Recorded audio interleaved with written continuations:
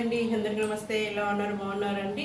నేను ఇప్పుడు మామిడికాయ పచ్చడి చేస్తున్నాను. మామిడికాయ ఫ్రై చేసిండేటి దానికి పోదాము. వీడియోలోకి పోదాము. వీడియో వెళ్ళకపోయే ముందు అందరూ కొత్తగా చూస్తే సబ్స్క్రైబ్ చేసుకోండి, అందరూ లైక్ చేయండి. పోదాం, వీడియోలోకి వెళ్ళిపోదాం. చూడండి, మామిడికాయ పెద్ద కప్పుకి తీసుకున్నాను, ఫ్రై చేసి పెట్టుకున్నాను. ఇట్లా కొంచెం దోరగా ఫ్రై చేసేసుకోవాలి. ఈ కలర్ వచ్చినాక ఫ్రై చేసేసుకోవాలి. పెద్ద కప్పుతో మామిడికాయ తీసేసుకున్నాను. ఇవి ఫ్రై చేసి పెట్టుకున్నా.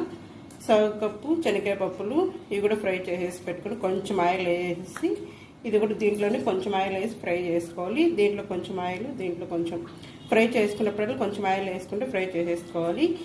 సగం కప్పు శనగకాయ పప్పులు, పొట్టు తీయలేదు. కొబ్బరి, ఇవి కూడా కొంచెం ఆయిల్ వేసుకొని ఫ్రై చేసేసుకోవాలి. మనము ఇప్పుడు మిక్సీలో వేసుకుందాం. ఇది కొబ్బరి మిక్సీలో వేసుకోవాలి. శనగకాయ పప్పులు రెండు ముందు మిక్సీలో కొట్టేసుకోవాలి. ఇది మిక్సీలో కొట్టేసుకున్నాక కొంచెం ఇట్లా కొట్టేసినాక ఇప్పుడు మామిడికాయలు వేసేసుకోవాలి.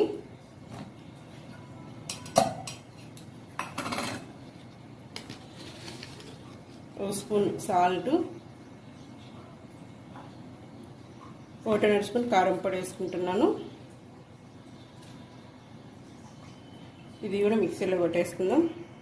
ఇది ఇట్లా కొట్టేసుకున్నాక కొంచెం వాటర్ వేసేసుకుందాం.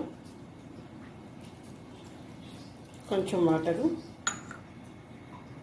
మిక్సీలో కొట్టేసుకున్నాను. మెత్త కొట్టేసుకోకూడదు, కొంచెం కచ్చా పచ్చా కొట్టేసుకోవాలి. చూడండి, మామిడికాయ కొంచెం కనిపించేట్లాగా. ఇప్పుడు తర్వాత పెట్టేసుకుందాం. ఇది చూడండి, చిన్న కప్పు ఆయిల్ తీసేసుకున్నాను. చిన్న కప్పు ఆయిల్, కొంచెం ఆవాలు, 1 స్పూన్ శనగబేడలు, ఎర్రగడ్డ ఒకటి కట్ చేసి పెట్టేసుకున్నాను. ఇది కూడా ఫ్రై చేసేసుకోవాలి. ఎండుమిర్చి ఒక 2 తుంచేసేసుకున్నాను. కొంచెం కరివేపాకు, ఎర్రగడ్డలు బాగా ఫ్రై చేసుకున్నాక మామిడికాయ వేసుకున్నాం. ఇప్పుడు ఎర్రగడ్డలు బాగా మంచి కలర్ ఫ్రై అయిపోయినాయి. చూడండి, ఈ కలర్ వచ్చినాక మామిడికాయ మిక్సీలో పెట్టేసుకున్నాం కదా, ఇది వేసేసుకోవాలి.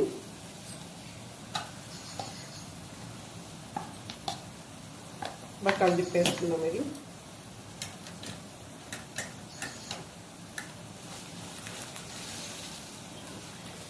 అన్నంలోకి బాగుంటుందండి. మీరు కూడా ట్రై చేసి చూడండి, మీకే తెలుస్తుంది. మామిడికాయ పచ్చడి చాలా బాగుంటుంది. అది కాక మామిడికాయ అన్నీ ఫ్రై చేసేసుకున్నాం కాబట్టి మనము రోట్లో అయినా దంచుకోవచ్చు, లేకపోతే మిక్సీలో వేసుకోవచ్చు, మన ఇష్టం. అది బాగా కలిపేసుకుని ఒక 5 నిమిషాలు